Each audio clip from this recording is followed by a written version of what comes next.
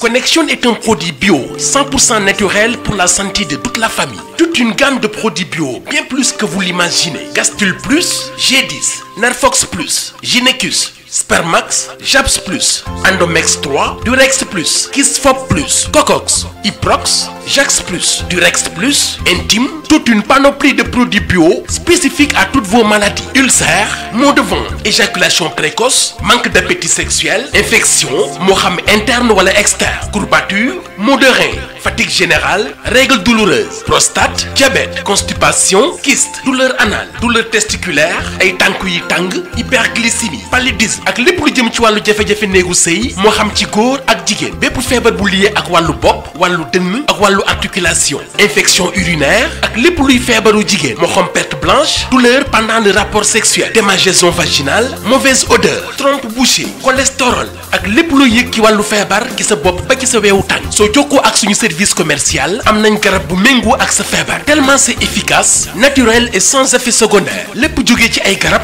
ñu defee ko ak meññeef yi appelez-nous vite au 77 925 70 62 77 544 65 75 avec notre gamme Connexion active une connexion avec soi-même.